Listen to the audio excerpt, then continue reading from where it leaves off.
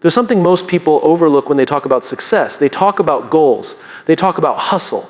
They talk about time management and habits and discipline.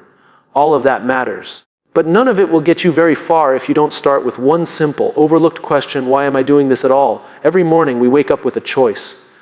We can let the day happen to us, or we can decide what the day is going to mean to us. That begins with purpose. That begins with asking a powerful question that too few people ask themselves: why does today matter? When you know your why, you're dangerous, not to others, but to your own doubts, to your own excuses, to the inertia that keeps you stuck in place. You're no longer just reacting to your calendar, your to-do list, or your inbox. You're leading your day instead of following it. Now, I'm not talking about some huge cosmic purpose that takes years to define. I'm talking about something simple, practical, immediate. Today's why. What is the reason I'm waking up and choosing to care today? Let me tell you a story. Years ago, I worked with a leader who was wildly successful on paper. Title, salary, accolades, you name it. But every morning he'd hit the snooze button. Not once, 3 times, sometimes 5. And when he'd finally crawl out of bed, there'd be this look in his eyes. Tired, yes, but also empty. Eventually he broke down. He told me, I don't even know why I'm doing any of this anymore. He had lost connection to his why. His work had become a series of tasks, meetings, and deadlines. Nothing rooted, nothing inspiring. He wasn't lazy, he was aimless. That's what a lack of purpose does. It makes effort feel pointless. So we went back to basics. I asked him, what's the impact you want to have today? It was the only thing I asked. Not next year, not next quarter, just today. It took time, but soon he started waking up with a different mindset. He'd begin his morning not with email or social media, but with intention. He'd write down a sentence: today I will lead by example. Or today I will encourage someone who's struggling. Or today I will do something that makes my team stronger. Small, specific, powerful. That's the key. See, your why isn't always going to be some grand mission. Sometimes your why is showing up fully for the meeting you'd rather skip because the person across the table needs your energy. Sometimes your why is being a little more patient with your kids because you want them to grow up feeling seen and loved. Sometimes your why is putting your head down and doing the hard work because it brings you one step closer to who you want to become. Without that purpose, our days blur together. They become transactional. We do things out of obligation, not out of meaning. And when that happens over time, we burn out. Not because we're doing too much, but because what we're doing lacks connection. Think about this. Most people spend more time planning their weekend than they do planning their purpose. They prepare presentations, meetings, and meals, but they don't prepare their mindset. And so their days become reactive. They let the world set the tone, and the world is chaotic, noisy, and constantly pulling us in 10 different directions. But what happens when you start your day with a clear, grounded reason? Suddenly, the little things don't knock you off course so easily. You stop chasing every notification. You stop worrying so much about what other people think. You have a filter, a way to decide what matters and what doesn't. That's what a why gives you clarity. Here's a simple practice I challenge you to try. Tomorrow morning, before you pick up your phone, before you check your email, before you let the world pour into your mind, take 60 seconds. Sit quietly. Ask yourself, what kind of impact do I want to have today? Write it down. Say it out loud. Hold it in your mind. It doesn't have to be profound. It just has to be honest. It might be, today I will stay calm when things go wrong. It might be, today I will give someone hope. It might be, today I will learn something new. That's your win. That's your reason to show up. That's your why. I've met people who thought they were burned out from working too much. But when they reconnected with their purpose, when they started leading each day with intention, something shifted. They weren't tired anymore. They were energized. Not because their workload changed, but because they changed. You don't need to change your entire life overnight. You don't need to quit your job or move to a new city. You just need to ask better questions. Questions like, why does this matter to me? Who benefits when I show up fully today? What's the deeper reason behind my routine? When we lead with why, we remember that what we do is not just what we do, it's who we are becoming. Every day becomes a brick in the foundation of the life we're building. And when that foundation is strong, when it's built on purpose, we can weather anything. Challenges don't blarify us. So the next time you wake up feeling tired, overwhelmed, or unmotivated, don't reach for coffee. Don't reach for distraction. Reach for meaning. Start with why. Anchor your day in purpose. And watch how everything else, your attitude, your energy, your results, begins to shift. Because when you know why the day matters, you show up like it does. There's something incredibly powerful about the promises we make. We remember the ones we've made to our teams. We remember the ones we've made to our friends, our families, our partners. We hate letting other people down. But what we don't talk about enough is how often we let ourselves down, quietly, privately, consistently. Think about it. You say you'll wake up early and go for that run. You say you'll start that project this week. You say you'll stop checking your phone every 5 minutes. But when no one's around to notice, it's so easy to push that promise to the side. You justify it. You tell yourself, it's not a big deal, I'll do it tomorrow. And then tomorrow becomes next week. Next week becomes never. And slowly, subtly, you start believing that what you say doesn't matter. But here's the truth. If you can't trust yourself, you'll always struggle to lead others. You'll always feel like an imposter. You'll always be chasing something externally to compensate for what's broken internally. That's why keeping promises to yourself is not about discipline, it's about identity. Every time you follow through on something you told yourself you would do, you're voting for the person you want to become. You're proving to yourself, not anyone else, that your word has weight, that you can rely on you, that you're not waiting to be saved, validated, or motivated. You're in control. And no, it's not always easy, but it's worth it. I once worked with a young entrepreneur, brilliant mind, endless ideas, charming presence. On the outside, people thought he had it all together, but behind the scenes, he was stuck. His business was stalling, his confidence was cracking, and he didn't know why. We sat down and had a raw conversation. I asked him, what's the one promise you keep breaking to yourself? He looked down, took a breath, and said, I keep telling myself I'll finish what I start, but I never do. That moment changed everything. Because once he admitted it, we had something to work with. We didn't start with a productivity tool. We didn't build a new schedule. We started with integrity. He picked one small promise to keep every day, just one. And that small daily win rebuilt his self-respect, brick by brick. People often think they need motivation to take action. But it's actually the other way around. Action builds confidence, repetition builds belief, and belief fuels purpose. Motivation isn't what starts the engine, commitment is. And that commitment must start with you. There's a common trap in leadership. We show up for everyone except ourselves. We run around solving problems, managing fires, meeting deadlines, being available, being helpful, being everything for everyone. But inside, we're exhausted, depleted, running on fumes. You can't pour from an empty cup. And you can't lead others from a place of self-neglect. If you constantly abandon your own needs, your own boundaries, your own promises, you are teaching people that your word is flexible, that you don't matter as much. And over time, you'll start to believe that too. Keeping promises to yourself doesn't mean becoming selfish. It means becoming stable, grounded, trustworthy. Because the moment you start honoring your own word, your energy shifts. You walk into a room differently. You speak differently. You make decisions differently. Not from ego, but from alignment. And alignment is where the magic happens. Let me give you something simple. Tomorrow morning, before the world gets noisy, write down one promise you'll keep today. Just one. It could be, I will drink enough water, or I will be fully present with my kids, or I will spend 20 minutes reading instead of scrolling. Small, clear, actionable. The kind of promise you can keep even when the day gets chaotic. Then do it, no matter what. Follow through. And at night, take a moment to acknowledge yourself for doing what you said you would. That's how you build a pattern. That's how you build trust. Not with big declarations, but with small, invisible victories. The world may never clap for those wins, but your character will.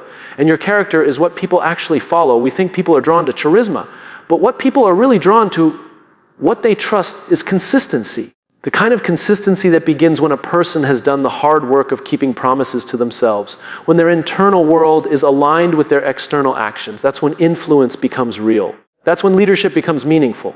Because at the end of the day, it's not what you achieve that defines your strength, it's what you uphold. And the first promise worth upholding is your own. Imagine this. If you went 30 days without breaking a single promise to yourself, no matter how small, how would that change you? What would happen to your confidence, your clarity, your energy? What would happen to the way others experience you? You don't need more information. You don't need another hack or app or routine. You need integrity, quiet, personal, inner integrity. The kind that isn't seen by others, but is felt by you.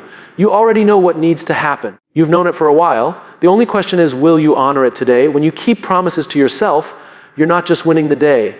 You're building a life you trust. That's how you lead. That's how you grow. That's how you win. Every single day, we live in a world that celebrates the highlight reel. Everyone wants the big moment, the applause, the breakthrough, the outcome. Social media has made it worse. Everywhere you look, someone's showing off their peak, their biggest achievement, their grand announcement, their moment of glory. But what no one posts, what no one talks about, are the quiet, boring repetitions that got them there. We've been conditioned to expect success to feel exciting, like we're supposed to wake up every day fired up, motivated, and overflowing with passion. But that's not how greatness works. Greatness isn't loud, it isn't glamorous. It's built in silence. It's built in the dark. It's built when no one's watching. If you look at any person who's consistently winning, not just occasionally, but predictably. You'll find a rhythm behind their results, not a rush. A rhythm, something they do daily, even when they don't feel like it, especially when they don't feel like it. They've learned to fall in love with the process, not just the prize. That's what I mean by embracing the boring reps. Because let's be honest, most of the things that lead to mastery feel incredibly unremarkable. Practicing the same move again and again. Having the same conversation with your team until it sticks. Waking up early to do the same journaling, the same reading, the same workout. It's not thrilling. It's not new. It's boring. And that's why most people won't do it. But boring isn't bad. Boring is where the work happens. Boring is where confidence is built. Boring is where identity is forged. Think about athletes. The best in the world don't just practice when the stadium is full. They train when it's just them, their coach, and the sound of their own breath. And they repeat the same drills, the same plays, until they're automatic, until they become muscle memory. So that when the big moment comes, they don't rise to the occasion. They fall back on their preparation. I once worked with a team leader who couldn't understand why their results were so inconsistent. One month they were hitting targets, the next month they were completely off track. The talent was there, the passion was there, but the process was missing. So I asked her, "What do your boring reps look like?" She looked confused. "What do you mean?" I said, "What are the small things you do every single day, no matter what, that make the big results inevitable?" She thought about it and admitted, "Honestly, I don't have those. I just work really hard when the pressure is on." That's the problem. Most people wait for pressure to perform. But true professionals don't rely on pressure. They rely on process. We built her a routine, a simple set of habits she'd repeat daily. Check-ins, debriefs, reflection, planning, nothing flashy, nothing groundbreaking, just boring, repeatable excellence. And in a few months, her team's performance transformed. Not because they got smarter or more talented, but because they got consistent. Consistency is a superpower, and boring reps are the path to consistency. The reason most people struggle isn't because they're lazy or unmotivated. It's because they're addicted to novelty. They chase the next thing, the shiny thing, the exciting thing. And the moment something feels too routine, too repetitive, they lose interest. They want change, but they don't want repetition. And that's a problem, because growth lives in repetition. You don't get strong by lifting a weight once. You don't get smart by reading a book once. You don't get trustworthy by telling the truth once. You become those things by doing the boring reps over and over and over again. Here's what's funny. When people see someone crushing it, they always ask, "What's your secret?"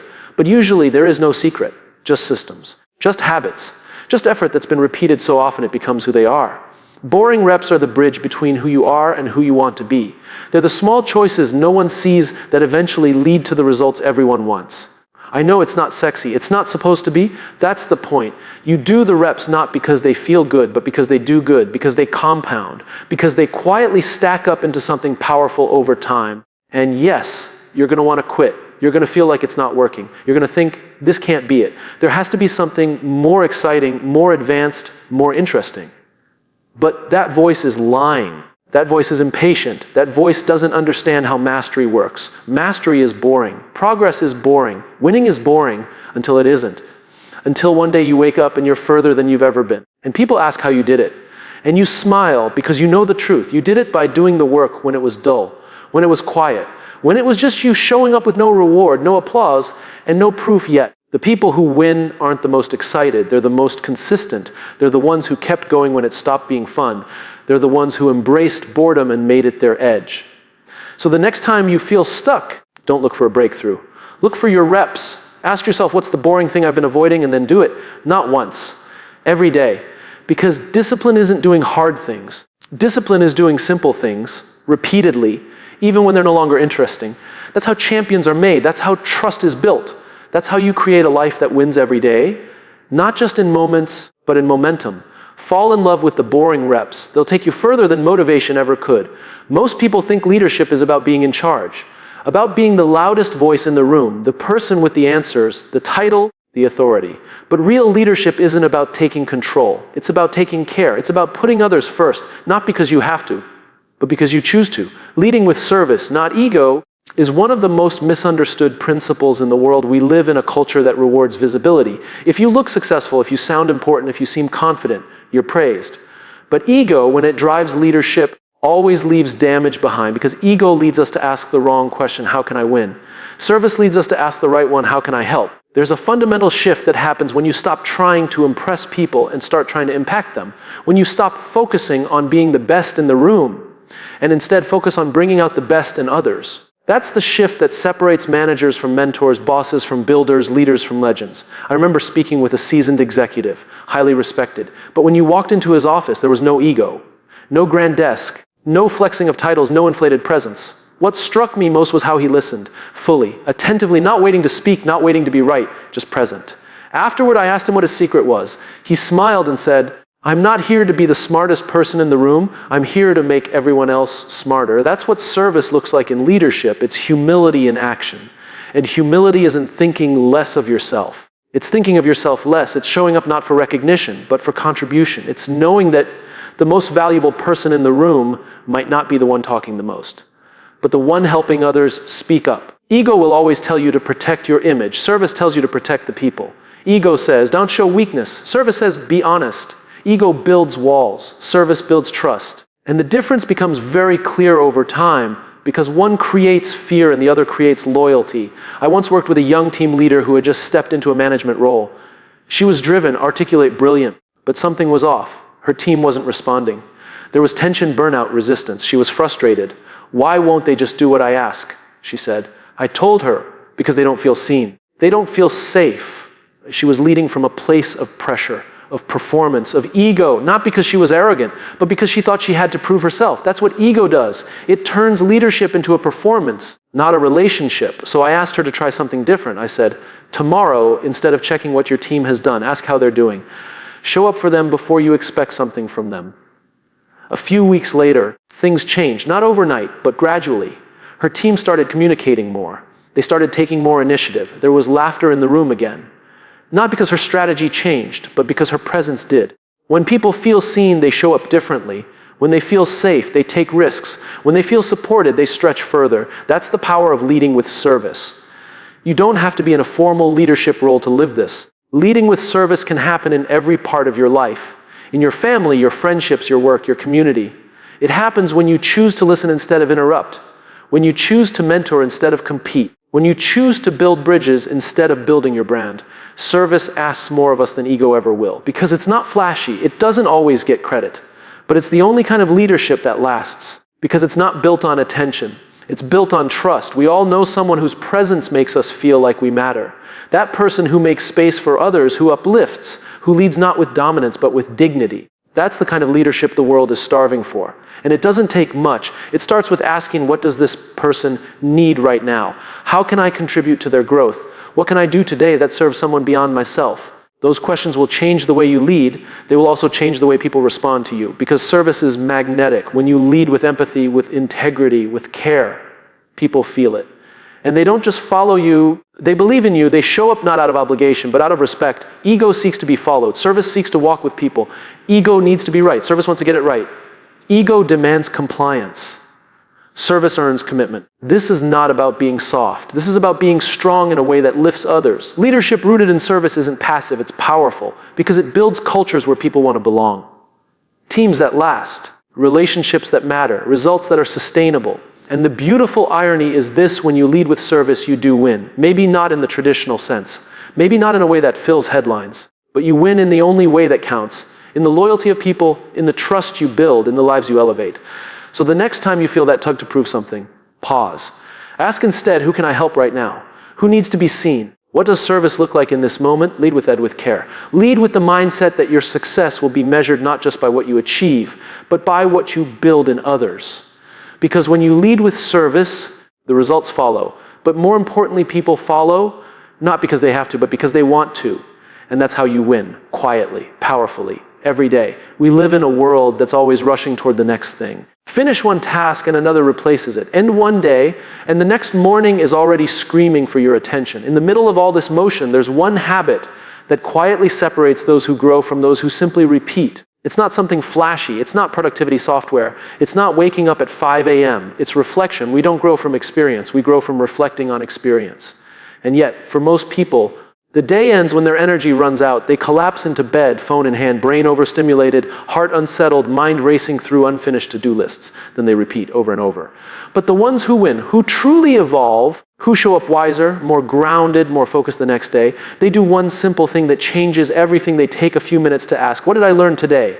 That's it. That's the shift. Not what did I do or how much did I accomplish, but what did I learn? What did this day teach me? Because every day offers us something, a lesson, a pattern, a moment of truth. But if we don't slow down long enough to capture it, we lose it. And what gets lost in silence eventually repeats in chaos. I remember working with someone who was chronically overwhelmed, brilliant, driven, talented, but she was always tired, always buried under the weight of her own ambition. She was doing a lot, but gaining very little. Her work was loud, but her growth was quiet. So I asked her one question: do you ever pause at the end of the day and ask what it all meant? She paused. No, she said, I just try to survive it. That's where most of us are, surviving our days instead of learning from them. But your day isn't just a set of tasks, it's a teacher. And when you slow down to reflect, you allow the day to shape you, not just exhaust you. Some of the most grounded leaders I know have a ritual. It's not complicated. At the end of each day, before bed, they sit quietly and ask themselves 3 things. What did I learn today? Who did I impact today? What am I grateful for today? That's it. Simple questions. But the power is in the consistency. Because over time, those questions build self-awareness. They sharpen your emotional intelligence. They show you not just what you're doing, but who you're becoming. And that's the real purpose of reflection, not to evaluate your performance, but to reconnect with your purpose. I had a mentor who once told me, never let a day end without capturing its wisdom. He didn't mean journaling for an hour. He meant making meaning out of what might otherwise pass unnoticed. A conversation that revealed something. A mistake that taught something. A win that reminded you of your values. When you reflect, you transform routine into revelation. But here's the thing. Reflection requires honesty. It's not about perfection. It's not about proving you had a productive day. It's about being real with yourself. Owning what went well and what didn't, not for the sake of judgment, but for the sake of direction. There's no growth without awareness, and there's no awareness without pause. The world tells you to hustle, to push harder, to do more.